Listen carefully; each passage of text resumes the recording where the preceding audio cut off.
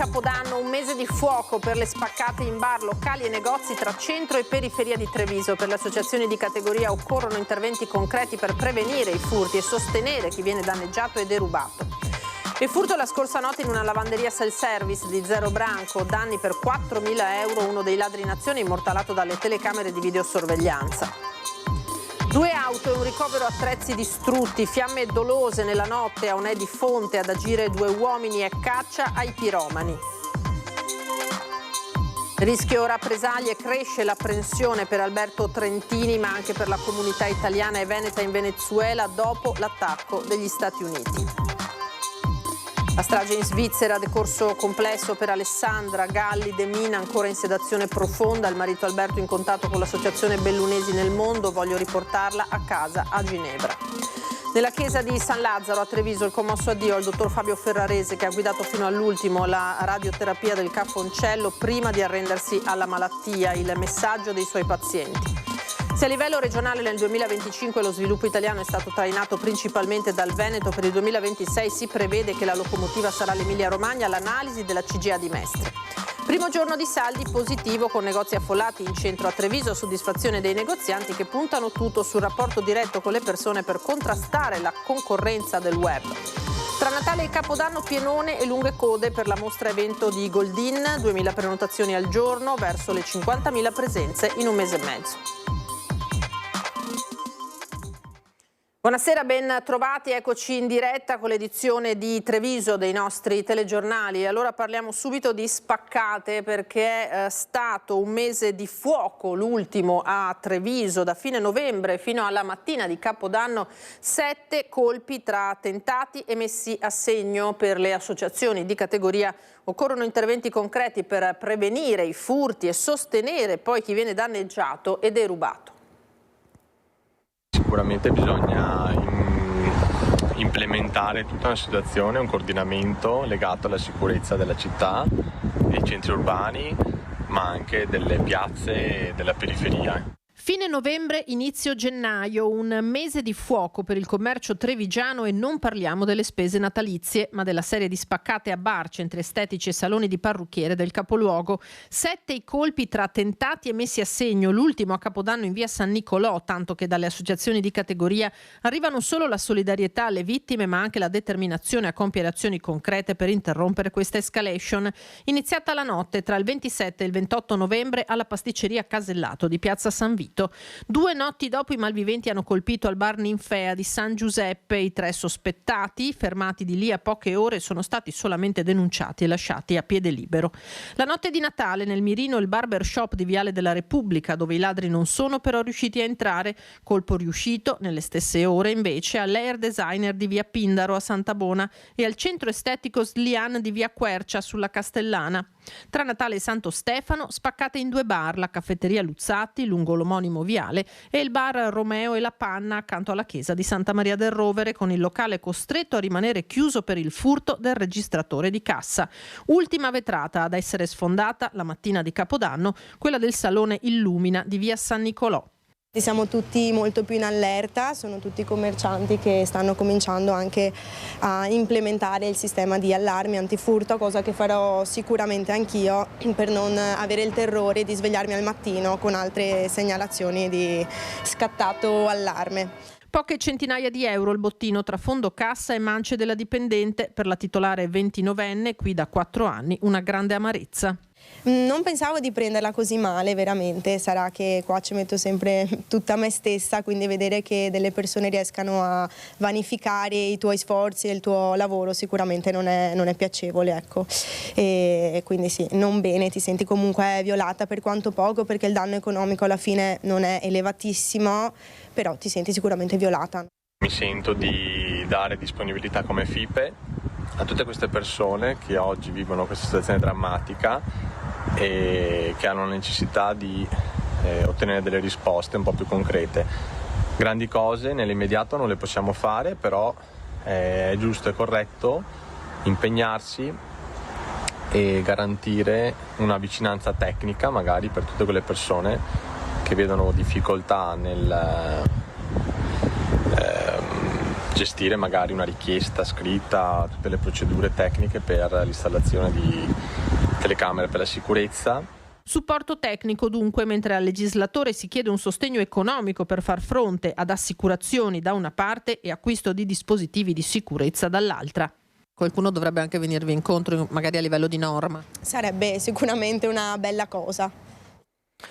E furto la scorsa notte in una lavanderia self-service di Zero Branco, danni per 4.000 euro, il ladro in azione immortalato dalle telecamere di videosorveglianza. Cappuccio in testa, sciarpa a coprire quasi integralmente il volto, in mano un piede di porco. Eccolo, immortalato dalle telecamere interne del negozio, il ladro che nella notte, intorno alle 4, è entrato in azione alla lavanderia self-service wash house di via Montepiana a Zero Branco. Insieme all'uomo, ripreso dal sistema di videosorveglianza, in azione almeno un altro paio di persone. La banda non è però riuscita a portare a termine il piano. La vigilanza privata infatti ha ricevuto la segnalazione dall'impianto di allarme e ha allertato le forze dell'ordine, che in un paio di minuti sono giunte sul posto, ma dei malviventi non c'era più traccia. Dietro di loro però hanno lasciato ingenti danni, quantificati in almeno 3-4 mila euro. Danneggiati gli infissi, le vetrate, il macchinario per l'erogazione delle tessere e delle monete. Non sono invece riusciti ad aprire la cassa. Come segnalato in un post sui social, l'attività rimarrà chiusa per permettere il ripristino di quanto danneggiato. Contemporaneamente viene lanciato un appello a chiunque abbia visto qualcosa di segnalarlo. Provvidenziale l'intervento dei vigilantes, che hanno permesso di evitare conseguenze più gravi. Fondamentali, spiegano i proprietari, anche nell'allontanare spesso gruppi di baby gang che fumano, bivaccano e disturbano i clienti all'interno delle lavanderie. Piromani in azione. La scorsa notte a Onè di Fonte, colpite 2 auto in via Golli. Le telecamere della zona hanno immortalato 2 uomini che hanno cosparso di liquido infiammabile una BMW X5, con le fiamme che hanno distrutto anche un'auto posteggiata a fianco, una Skoda Fabia e un attiguo ricovero attrezzi. Per spegnere le fiamme sono intervenuti i vigili del fuoco, una squadra del distaccamento di Castelfranco Veneto e 2 dei volontari di Asolo. L'intervento di messa in sicurezza dei mezzi è proseguito per alcune ore e si è concluso intorno alle 2:40, quando entrambi i veicoli sono stati recuperati e rimossi. Per gli accertamenti del caso sono intervenuti i carabinieri della stazione di Asolo e sempre a Onè si era verificato a metà dicembre un principio di incendio a un barbershop del centro. In quel caso, come anche pare in questo, gli accertamenti avevano portato ad accertare che si trattava di fiamme di matrice dolosa. Cambiamo decisamente pagina. Rischio rappresaglie, cresce l'apprensione per Alberto Trentini e per la comunità italiana e veneta in Venezuela dopo l'attacco da parte degli Stati Uniti. Il presidente Maduro catturato, il ministro degli esteri Tajani che dice massima attenzione.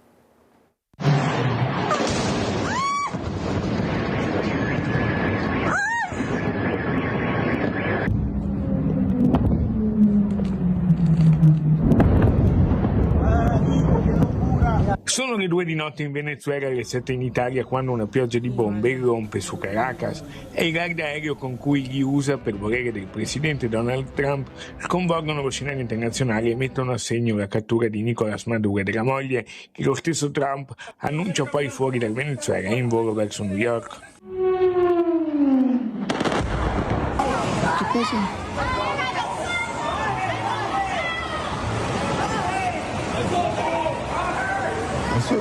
In Venezuela risiede la terza comunità italiana dell'America Latina, con circa 160.000 nostri connazionali residenti, tra i quali molti veneti, e anche il cooperante veneziano Alberto Trentini, da oltre un anno purtroppo prigioniero nel carcere di El Rodeo, senza alcuna accusa formale. Così al telefono l'ambasciatore italiano in Venezuela, il veronese Giovanni Umberto De Vito.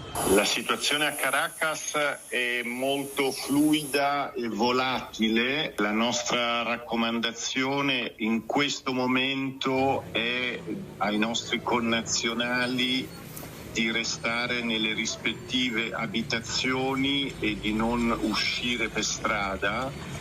Ovviamente la nostra priorità assoluta è l'incolumità e la sicurezza dei connazionali. Trentini intanto resta in carcere come tutti gli altri prigionieri politici, ma la situazione è in evoluzione. Il vice premier Antonio Tajani, ministro agli esteri, ha garantito la massima attenzione per i nostri connazionali e al lavoro con tutta la Farnesina. Anche il presidente del Veneto Alberto Stefani ha parlato al telefono con il ministro Tajani e ha espresso l'auspicio che al più presto Alberto possa ricongiungersi con la sua famiglia e la sua terra. Lo aspettiamo, ha detto. In silenzio, mamma Armanda, operoso silenzio e preghiera. Per gridare insieme liberate Alberto Trentini, perché noi attendiamo solo quella telefonata, la telefonata della liberazione. A ciascuno di noi spetta fare qualcosa. Quello che ci auguriamo noi è appunto che Alberto Trentini torni al più presto a casa in Italia, quindi qui a Venezia, al più presto possibile. Ritorniamo alle vicende strettamente legate al nostro territorio. Si è presentato al comando della Polizia Locale di Ponzano Veneto l'automobilista che l'ultimo giorno dell'anno, il 31 dicembre, aveva abbattuto diversi paletti della pista ciclabile per poi allontanarsi. Sarà stata la responsabilità o il peso del danno arrecato o probabilmente anche l'attenzione mediatica rivolta che oggi l'automobilista responsabile del danno alla ciclabile si è presentato presso la nostra polizia locale per ammettere la responsabilità e per mettersi a disposizione dell'autorità e dell'ente comunale per tutte le necessità che ne derivano. Affida nuovamente ad un post sui social l'aggiornamento su quanto accaduto il 31 dicembre il sindaco di Ponzano Antonello Baseggio. Il primo cittadino, sempre su Facebook, aveva denunciato l'episodio raccontando di un automobilista che aveva perso il controllo del suo mezzo abbattendo parte dei paletti che delimitano la pista ciclabile che collega il comune a Treviso. Solitamente molto frequentata, fortunatamente in quel momento non era attraversata né da ciclisti né da pedoni. L'uomo dopo l'incidente si era allontanato, ma il SUV era stato ripreso dalle telecamere di videosorveglianza. Il 45enne, residente in un comune limitrofo, in mattinata si è presentato al comando della locale ammettendo le proprie responsabilità e mettendosi a disposizione per risarcire i danni provocati. E sanzioni per oltre 15.000 euro per il maxi abbandono di rifiuti nel quartiere di Sant'Angelo che tanta rabbia e indignazione ha scatenato a Treviso. La sanzione sono 400 euro a sacco, quindi saranno almeno 10-12.000 euro, più ci sono le sanzioni di smaltimento e più stiamo valutando di fare un procedimento penale per abbandono di rifiuti, quindi stiamo ancora aspettando questo per capire anche tutta la tipologia di rifiuti, perché se ci sono rifiuti tossici potrebbe incrementare ancora, oltre che la sanzione, diciamo il reato. Rischia di costare ai responsabili sanzioni per oltre 15.000 euro l'abbandono di più di 30 sacchi di rifiuti in via Priamotron a Sant'Angelo, una montagna di immondizia assortita che proprio per ciò che conteneva ha già consentito di rintracciare l'origine del materiale, un'attività commerciale di Viale della Repubblica. Adesso dobbiamo verificare se è stato l'esercizio commerciale o a chi si era affidato per lo smaltimento di questi rifiuti. Adesso la polizia locale e Contarina stanno indagando, però è stata un'operazione molto rapida e eseguita molto bene. Circa verso le 8 di mattina avevamo le prime segnalazioni, perché stiamo parlando di oltre 30 sacchi e quindi pagheranno in maniera molto cara ai responsabili questa azione che direi è vergognosa. Qualcuno si è lamentato, li ho chiamati degli ebeti, forse è anche troppo poco. Polizia locale e Contarina hanno calcolato in 300-400 kg di immondizia il quantitativo abbandonato, trasportato sul posto con un furgone che le telecamere della videosorveglianza comunale hanno ripreso. Scaricare il tutto non è stata cosa da poco, ci è voluta almeno un'ora. È uno degli abbandoni più consistenti e direi anche il più vergognoso, perché bastava che aspettassero di andare al CERD e l'avrebbero smaltito regolarmente, quindi non si capisce la ratio di questa cosa e soprattutto è una vergogna verso i cittadini che ogni giorno fanno la differenziata a Treviso avendo i risultati che abbiamo, e quando hanno qualcosa da smaltire in più vanno al CERD come tutti e aspettano, quindi è incomprensibile questa cosa, ma appunto stiamo indagando per capire se non avevano diritto ad andare al CERD o perché hanno fatto questo. O se si sono affidati ad altre persone. O se si sono affidati a terzi che gli hanno smaltito i rifiuti in maniera non consona. In quel caso, se non si è fatta emettere regolare fattura, a rispondere è sempre il proprietario dei rifiuti. Di certo un episodio che ha scatenato rabbia e indignazione in città. Una cosa del genere non si era probabilmente neanche mai vista dai tempi in cui si fa la differenziata. Erano avvenute nei tempi in cui non c'era la differenziata, si abbandonavano materassi o cose del genere, ma una cosa del genere non si era mai vista. L'economia adesso col Veneto che non è più la locomotiva d'Italia. Secondo l'ufficio studi della CGIA di Mestre, nel 2026 il Veneto non solo sarà superato dall'Emilia Romagna, ma scivolerà al 10° posto tra le regioni italiane per la crescita del PIL. Nel 2026 l'Emilia Romagna scalzerà il Veneto dal primo posto in classifica e diventerà la nuova locomotiva economica del paese. È la previsione dell'ufficio studi della CGIA di Mestre. Alla tenuta del settore meccanico, delle auto di lusso e delle biotecnologie, l'Emilia Romagna aggiunge un mercato del lavoro solido, investimenti pubblici mirati e strategie per l'innovazione e le esportazioni che hanno creato uno sviluppo che potrebbe consolidarsi anche negli anni a venire. Al netto del periodo del Covid, da più di un ventennio, il Veneto ha invece una crescita inferiore alle regioni più avanzate d'Europa. È evidente che la fine degli investimenti per le Olimpiadi Milano-Cortina e la scadenza dell'utilizzo delle risorse del PNRR prevista per la prossima estate avranno un impatto rilevante sulla nostra economia.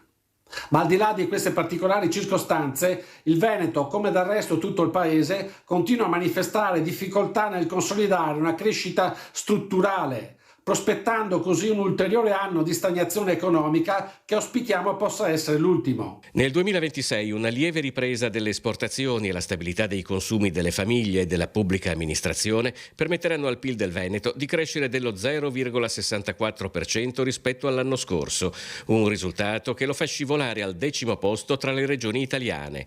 Al nord cresceranno di meno solo il Trentino Alto Adige e la Liguria. Dopo il più 0,86% sul 2025 dell'Emilia Romagna, arrivano il Lazio, il Piemonte, la Lombardia e il Friuli Venezia Giulia. Il problema non è tanto la ciclicità congiunturale, quanto l'assenza di fattori endogeni capaci di sostenere nel tempo l'espansione del PIL regionale.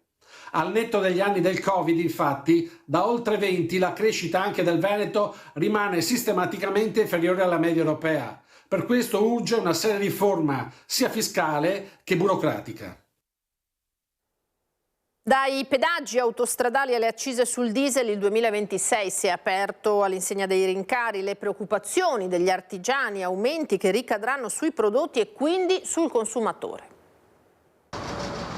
Se pensiamo che il carburante andrà a incidere per circa il 3%, l'1,5% il costo dei pedaggi autostradali e ho sentito parlare anche di un aumento della responsabilità civile auto delle assicurazioni, circa un altro 1-1,5%, se facciamo una somma circa il 6% in un giorno solo, mi sembra che non iniziamo bene l'anno. Il 2026 si è aperto all'insegna dei rincari, dalle accise sui diesel con un pieno di gasolio da 50 litri che costerà 2,47 euro in più ai pedaggi autostradali. Aumenti che preoccupano i cittadini, così come i lavoratori, ad iniziare dagli artigiani che temono pesanti ricadute sulle loro attività. Abbiamo un aumento di 4,05 centesimi e quindi ogni pieno di carburante che servirà per gli automezzi dei nostri autotrasportatori andrà a incidere quindi con maggiori costi. E poi questi costi qua andranno comunque ad influire anche sul costo delle merci trasportate. Un effetto a catena che coinvolge i prodotti finali e quindi il costo del paniere per i cittadini. E uno dei primi prezzi, uno dei primi aumenti che vedremo aumentare sicuramente sarà quello delle verdure, ad esempio, della frutta e della verdura. Stesso effetto a causa dei rincari dei pedaggi autostradali, ma se non si può evitare il pieno di carburante si possono cercare alternative alle autostrade con un aumento però delle ore di viaggio e quindi un incremento dei costi degli autotrasportatori. Ad esempio i padronocini si devono sacrificare, partire presto alla mattina per risparmiare sull'autostrada. Bisogna intervenire a livello nazionale, evidenzia Fabris. Bisognerà sentire con il nostro Confartigianato a livello nazionale di portare a conoscenza, cioè lo conoscono già, però cercare di fare qualcosa per bloccare queste accise. Cambiamo pagina, saranno celebrati mercoledì prossimo, il 7 gennaio alle 11 nella chiesa di Biadene di Montebelluna i funerali di Serena Zaia, 41 anni, morta il 31 dicembre dopo aver combattuto per 15 anni contro una forma particolarmente aggressiva di tumore al seno. Aveva raccontato la sua battaglia nel blog La vita addosso, titolo anche del suo libro. Nell'epigrafe la sua foto in abito da sposa E sullo sfondo il mare che Serena amava tanto. I fiori più graditi, si legge, saranno le offerte devolute al CRO di Aviano per la ricerca sui tumori femminili. In tutti questi anni Serena aveva sempre lanciato un messaggio di speranza a chi come lei stava affrontando la malattia e di vivere, questo era il suo messaggio, appieno la vita. Nella chiesa di San Lazzaro a Treviso questa mattina intanto il commosso addio al dottor Fabio Ferrarese, che ha guidato fino all'ultimo la radioterapia dell'ospedale Ca' Foncello prima di arrendersi alla malattia. Il messaggio dei suoi pazienti. Mai visto la chiesa così piena? Mamma mia, cosa hai combinato, Fabio, a riunire tanta gente così? Ha iniziato così Don Mariano Maggiotto, il funerale del dottor Fabio Ferrarese, che si è spento il 29 dicembre all'età di 62 anni, sconfitto dalla stessa malattia che curava quotidianamente nei suoi pazienti da direttore della radioterapia del Ca' Foncello. Sei stata una persona grande, una persona grande. Ti dispiace che tu sia partito troppo presto, però quello che hai fatto resta. Qualcuno è venuto perché, l'ho sentito alle porte della chiesa, è stato curato da te, che hai dato la possibilità di avere vita, Tra i banchi i vertici dell'ospedale, ad iniziare dal direttore generale Francesco Benazzi, per poi arrivare a tutta la sua squadra di radioterapia, che ha voluto salutarlo così. Grazie perché con il tuo esempio ci hai reso un'equipe più unita. E speriamo in cuor nostro di essere riusciti a dimostrarti quanto affetto nutrivamo e nutriamo nei tuoi confronti. Grazie infine per il giorno dell'inaugurazione. Nonostante le tue condizioni fossero precarie, tu ci sei voluto essere con il conforto della tua Nadia. Noi eravamo lì con te, ma tu eri lì con noi e per noi. Le rose rosse che moglie Nadia ha deposto sul feretro raccontano della loro unione, forte anche nei momenti più duri della malattia. Vorrei ringraziare anche tutte le persone che hanno permesso di realizzare il suo sogno, il suo ultimo sogno, il trasferimento del reparto di radioterapia. Commosso il ricordo del dottor Alessandro Gava, che aveva ereditato il reparto dal professor Pattarese e poi l'aveva consegnato al giovane Fabio Ferrarese. Questo giovane, che era il dottor Ferrarese, mi dà immediatamente la sua disponibilità. Gli dico che è un lavoro particolare, molto differente da quello di un internista, anche con il rischio connesso all'impiego delle radiazioni, per cui gli chiedo se voleva pensarci qualche giorno. Ma lui mi dice: se lei è d'accordo, io domani sono qua. Una vita spesa nella missione di salvare non solitario ma insieme ai colleghi e ai collaboratori altre vite, che oggi nei messaggi letti dalla figlia Valentina l'hanno voluto salutare così. Si è dimostrato sempre disponibile, a qualsiasi ora del giorno e a qualsiasi giorno della settimana. Ci ha presi per mano e ci ha guidato durante questa dura battaglia. Ci siamo sentiti seguiti, accompagnati, sostenuti. Una cosa ho imparato in questi anni da mio padre. Le persone veramente forti sono quelle che hanno il coraggio di essere buone nonostante tutto e tutti. E lui era una di queste. E papà, dirti grazie non sarà mai abbastanza. Ci manchi ogni giorno di più. Bene.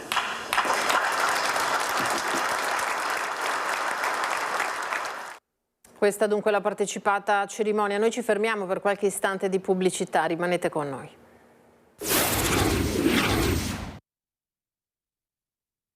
Diretta da studio, ben trovati. Parliamo di saldi adesso, primo giorno ritenuto positivo, negozi affollati a Treviso, soddisfazione dei negozianti che puntano tutto sul rapporto umano diretto con le persone per contrastare la concorrenza dell'online.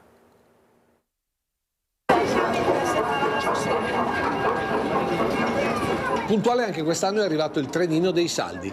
A Treviso, centro invaso da turisti e cittadini, a caccia dell'oggetto già visto in vetrina da comprare assolutamente prima che sparisca nella borsa di qualcun altro. E se non si può dire assalto ai negozi, comunque una certa frenesia si percepiva sotto mezzogiorno lungo il Calmaggiore. Posso chiedervi per i saldi? Ho trovato quello giusto per i saldi? Sì, ho trovato... Ma l'aveva già adocchiato prima oppure? L'avevo adocchiato, adesso vado ad acquistarlo. Lei ha adocchiato qualcosa? Sì, ho adocchiato. Che cosa ha adocchiato? Ha iniziato lui intanto. Ah sì? Cos'è? Ho cominciato io. E con cosa? Ho preso qualcosa per lo sci. Ma ha fatto qualche affare? Fatto affari? Speriamo, mi sembra di sì. Un po' di sconto ci sarà stato, no? Sì. Avete trovato qualcosa di interessante? Cose per la casa. Ah, quindi per la casa? Esattamente. Perché di solito si dice che i saldi sono per l'abbigliamento. No. Cose per la casa. Ma già adocchiate prima oppure siete venuti così a pescare?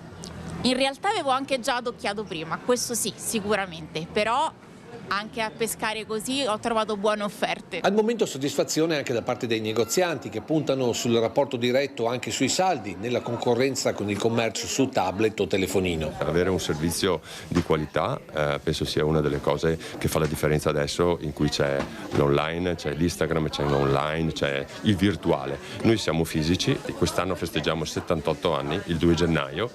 È un po' stanco, quest'anno è un po' stanco. Saldi che invece non stancano chi non si fa prendere dalla frenesia dell'acquisto. I saldi funzionano ancora? Spero di sì, insomma. Sì, c'è ancora qualche buon affare da fare? Ripeto, spero di sì. A voi non interessa? No, non particolarmente. State guardando per i saldi? No, niente, no. Cioè, noi siamo tutto vintage. Poi c'è chi reclama saldi per tutto, anche per la cultura. Ma fanno saldi anche sui libri? No, pagato prezzo pieno. La cultura ci sentono poco forse, è un settore quello che non incide molto, no? Nella politica, nelle scelte. E a proposito di politica la domanda è d'obbligo.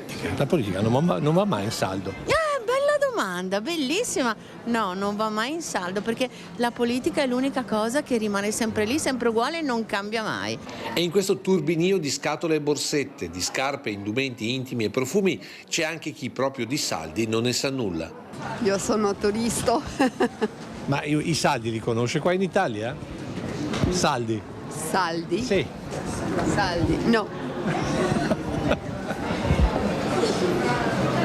E pienone e lunghe code in queste festività anche per la mostra da Picasso a Van Gogh al Museo di Santa Caterina a Treviso, 2000 prenotazioni al giorno, code fino a un'ora e mezza per chi non ha la prenotazione, esercenti e commercianti soddisfatti. Sta andando veramente benissimo. Andiamo verso le 50.000 presenze in un mese e mezzo soltanto, code tante durante queste vacanze di Natale a partire già dal 26 dicembre. Abbiamo avuto code anche di un'ora e mezza e quindi insomma chi passa da qui lo vede tutti i giorni. Sta confermando le aspettative più rosee la mostra da Picasso a Van Gogh aperta a Santa Caterina a metà novembre, ma le previsioni non basta farle, si devono anche avverare, dice il Deus ex machina dell'evento culturale dell'inverno trevigiano, Marco Goldin, promosso anche dai negozianti e dagli esercenti. Quando vado in giro mi vedono, sono tutti molto contenti e no, devo dire che anche l'associazione commercianti, l'ASCOM, così anche attraverso il suo presidente mi ha fatto giungere dei messaggi di vero entusiasmo e di grande felicità rispetto a quello che la mostra sta portando in città. La mostra crea dunque l'indotto sperato, i visitatori provenienti da tutta Italia e anche dall'estero arrivano in città, prenotazione alla mano, ma c'è anche chi decide all'ultimo e si mette in coda.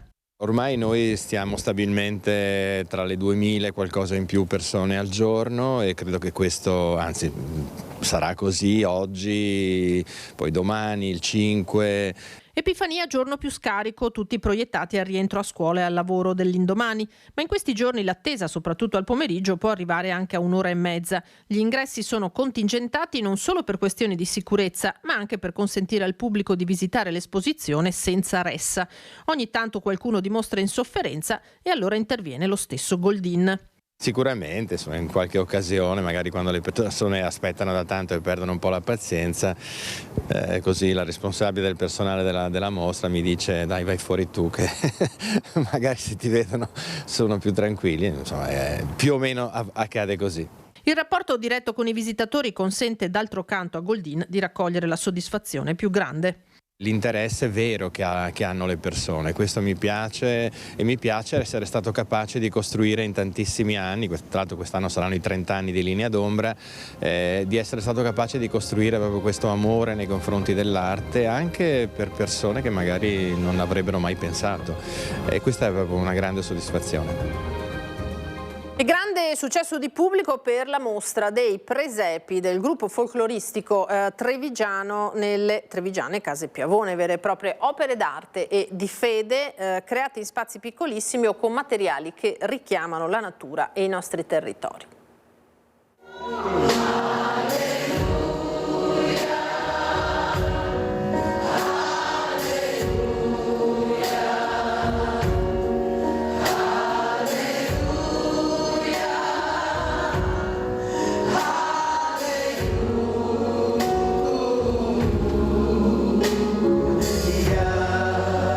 Sono solo alcuni degli oltre 120 presepi in mostra alle Case Piavone sullo Storga a Treviso. È uno degli appuntamenti delle festività natalizie organizzato dal gruppo folcloristico trevigiano che cerca sempre delle novità. Non sono presepi solo trevigiani, ma vengono da Foggia, dalla Lombardia, dall'Emilia e dal Friuli. Poi abbiamo presepi fatti da delegati ONU in Palestina, quindi sono molto sentiti, molto importanti. Tante le collezioni con esempi unici, come questa natività su foglie di cocco e quest'altra su pietra dura. Dai piccolissimi personaggi rappresentati in questo presepe dentro una provetta, ai diorami con i suggestivi effetti luminosi.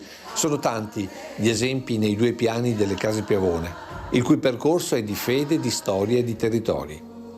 E l'esempio lo danno queste due opere realizzate con il legname recuperato dalle grave del Piave e scelto per le sue fattezze, in parte poi modellate dall'autore.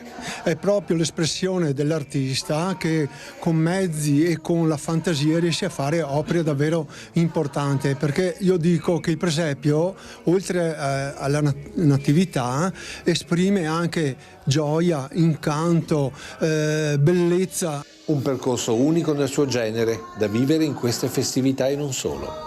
Fino al domenica 18 gennaio, ecco, orari dal giovedì alla domenica e anche su orari straordinari. Ingresso libero?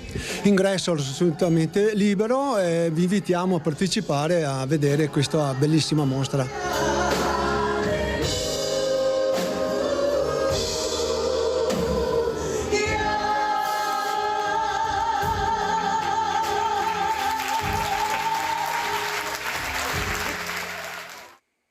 E su questo invito noi ci spostiamo ora alle notizie dal Bellunese.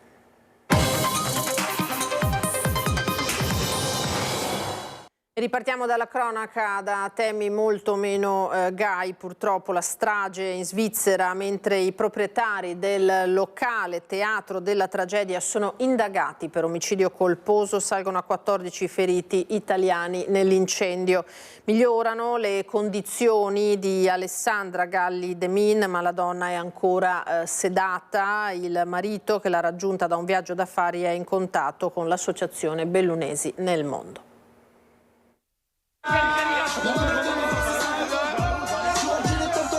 Sono giorni drammatici a Crans Montana, non solo per le persone che hanno perso la vita, ma anche tra chi non sa e chi ancora spera. E poi ci sono i familiari delle persone ricoverate. Tra questi Alberto Demin, il marito della bellunese Alessandra Galli. L'uomo si è chiuso nel più stretto riservo. L'unico con cui tiene i contatti è il presidente dei bellunesi nel mondo. Mi ha detto che è stata operata. Il decorso è molto complesso e ci vorrà tanto tempo, perché le mani erano parecchio messe male e nello stesso metà del viso, poi i capelli, senza capelli, ma sono tutte cose che l'importante è che fosse fuori da pericolo di vita, e questo me lo ha confermato. Adesso sta cercando di avere l'autorizzazione dalle autorità sanitarie svizzere di trasferire all'ospedale di Ginevra, perché loro abitano a Ginevra. Una situazione complessa, tanto che la donna è ancora tenuta in uno stato di sedazione profonda. Lei è ancora sedata? Non riesce a parlare, neanche lui è riuscito a parlare con lei. Lui ha istituito un gruppo di amici di Alessandra e ci terrà aggiornati di giorno in giorno. Io ho visto poi i video che i tuoi colleghi hanno recuperato, questi ragazzi che guardano il soffitto che comincia a bruciare e continuano a filmare, cioè una roba veramente, se succedeva una roba del genere in Italia chissà cosa avrebbero detto.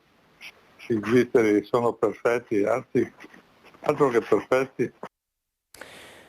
Ancora cronaca, non si sono fermati all'ALT dei carabinieri dando il via a un inseguimento, prima in auto e poi a piedi, conclusosi a Fener. 3 stranieri, 2 residenti nel Basso Feltrino e 1 a Valdobbiadene, nella Marca Trevigiana, sono stati arrestati dai carabinieri. Sono ritenuti responsabili dei numerosi furti di auto, ma anche razzie in negozi e abitazioni di Feltre. L'inseguimento a folle velocità, iniziato a Busche, è proseguito ad Alano di Piave, terminando nella stazione ferroviaria, come detto, di Fener. Voltiamo pagina, primo giorno oggi di saldi anche a Belluno naturalmente, ma il commercio reclama interventi strutturali per risollevare il settore. I commercianti sperano di vendere, gli acquirenti sperano di risparmiare. Gli uni come gli altri sperano di fare affari. I saldi hanno preso il via. Le botteghe, ma non solo queste dei saldi, hanno bisogno di interventi strutturali, in maniera particolare in montagna. I saldi sono un qualche cosa, ma tutto sommato i saldi ci sono tutto l'anno. O c'è il venerdì di saldi, oppure c'è lo sbaracco, c'è qualche cosa che si muove e sicuramente ci saranno degli acquisti. Ma il problema poi è a monte, è tutto l'anno che noi dobbiamo guardare. E poi la possibilità che i nostri clienti hanno di spendere. Sconti, a dire il vero, ce ne sono tutto l'anno, dai Black Friday al bellunese sbaracco. C'è poi il dato che dice che il Veneto è la regione dove si compra di più online. Beh, anche questa, online, è uno dei problemi. Stesse regole, stesso mercato, stesse regole. Non è possibile che a volte grandi gruppi dell'online non paghino le tasse come le pagano i miei associati. È un qualche cosa che è profondamente ingiusto. 28 medici in servizio in più nell'ULSS 1 Dolomiti è uno dei dati emersi dal bilancio dell'anno appena terminato. 2025 per l'ULSS 1 Dolomiti, guardandolo prima dal 2024, con classifiche sia regionali che nazionali che la collocano mediamente al terzo posto, in particolar modo per quanto riguarda gli aspetti legati alla prevenzione. Nel 2025 i mezzi di soccorso sono intervenuti quasi 20.000 volte e gli elicotteri oltre 1.100. Al pronto soccorso sono state accolte 105.000 persone con 24.000 ricoveri, quasi 12.000 interventi in sala operatoria e oltre 20.000 ambulatoriali.